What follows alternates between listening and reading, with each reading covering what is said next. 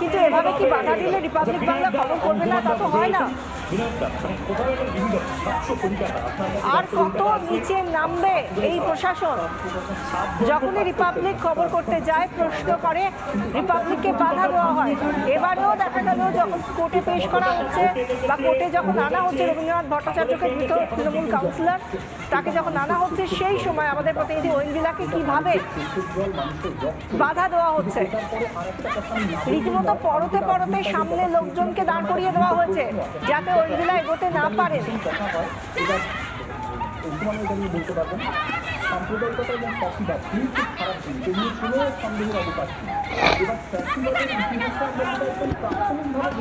আমাদের প্রতিনিধি একজন সংবাদ মাধ্যমের কর্মী হিসেবে বা একজন সাংবাদিক হিসেবে তিনি এগিয়ে যেতে চাইছেন যাতে তিনি খবর সংগ্রহ করতে পারেন, প্রথম ছবিটা যাতে আপনাদের জন্য, আমাদের দর্শকদের জন্য তুলে ধরতে পারে। কিন্তু সেখানে তাকে নাগারে বাধা দিয়ে যাওয়া হলো, খবর করতে বাধা দিয়ে যাওয়া হলো। লোকজন ঘিরে ধরেছে ঐন্দ্রিলাকে। দেখুন, গার্ডরেলের সঙ্গে রীতিমতো পেশে ধরে তাকে ঘিরে ধরা হয়েছে যাতে খবর করতে না পারে।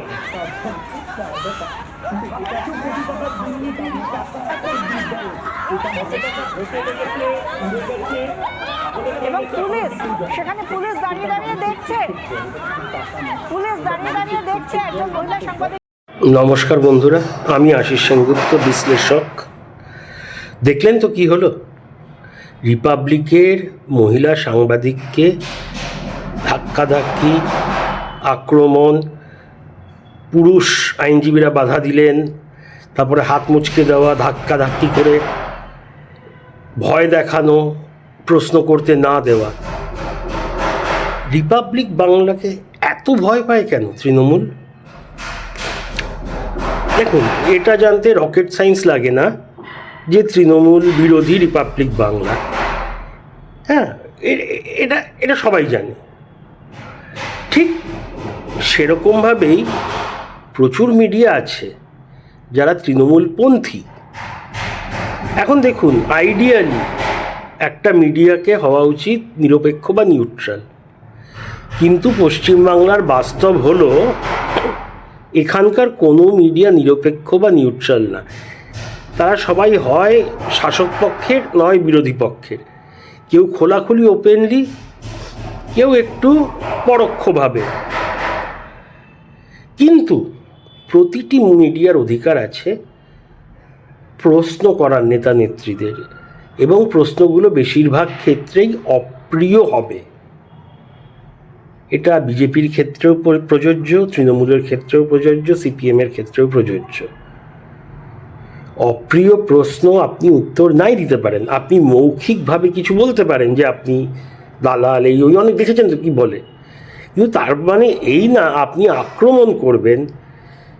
তার সেফটি বিঘ্নিত হবে, তার ভয় থাকবে, প্রাণের ভয় বা আঘাত পাওয়ার ভয়। এটা কেন হবে? পুরো ভারতে হয় না? প্রচণ্ড অপ্রিয় প্রশ্ন মিডিয়া মাঝে মাঝে করে, রাজনীতিবিদরা রেগে যান, পাল্টা কথা বলেন। এটা হবেই, সবাই মানুষ।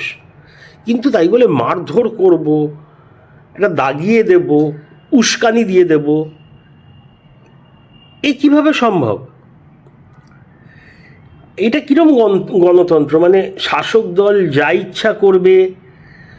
যখন মিডিয়ার ওপর আক্রমণ নেমে আসছে, পুলিশ সামনে থেকেও কিছু করবে না, কারণ তাদেরও ভয়, তাদের উপর অ্যাকশন নিতে পারে শাসক দল, যা ইচ্ছা চলবে। তাহলে যদি পুলিশ না আসে আটকাতে, তাহলে কাদের ভরসায় এই রিপোর্টাররা বা যে কেউ বিরোধিতা করবে বা প্রশ্ন করবে? কারণ সব মানুষকে সুরক্ষা দেওয়ার কাজ তো পুলিশের, তাই না? একটু মিনিমাম নিরপেক্ষতা যদি পুলিশ না থাকে, আমরা দেখলাম ওপেনলি মারধর করা হচ্ছে, পুলিশ নেই, আর তাও একজন মহিলা।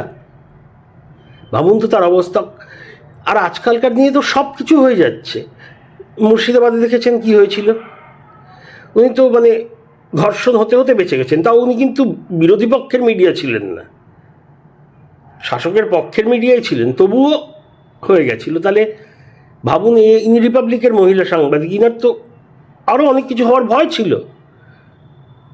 এই ব্যারাকপুর কোর্টে যেটা আজকে হলো। আর এটা প্রথম না। রিপাবলিক যখন কল্যাণ ব্যানার্জিকে প্রশ্ন করেছিলেন, কি বলেছিলেন কল্যাণবাবু, যে আপনি মহিলা, আপনি দূরে থাকুন। তারপরে একবার তারপরেই অরূপ বিশ্বাস নেমেছিলেন গাড়ি থেকে, রিপাবলিক আবার এসে গেছিল। রিপাবলিক ওদের পেছনে লাগে, এটা সবাই জানে, এবং সেই অধিকারও আছে।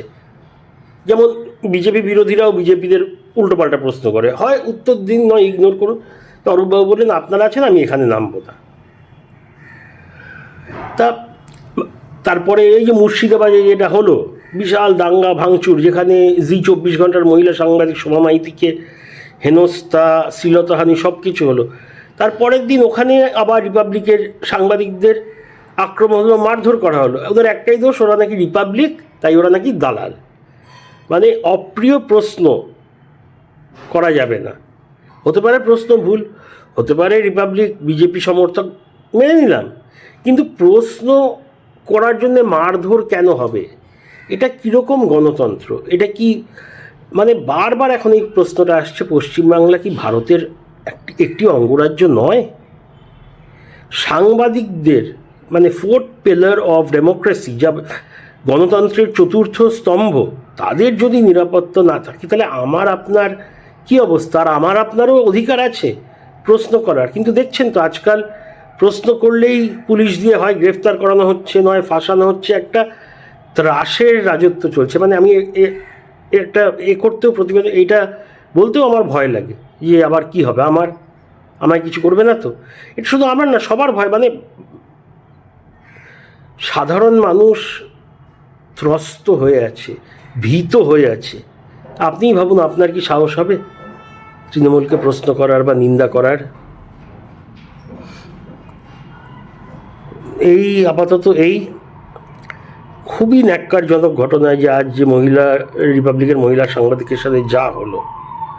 আপনার কেউ পছন্দ না হতে পারে, কিন্তু তাকে আক্রমণ করবেন, তাকে সন্ত্রস্ত করবেন, এই অধিকার কারো নেই। আপনি আনসার দেবেন না, উত্তর দেবেন না, বা মৌখিকভাবে যা কিছু বলুন, কিন্তু এরমভাবে কাউকে টেরারাইজ করার অধিকার কারো নেই।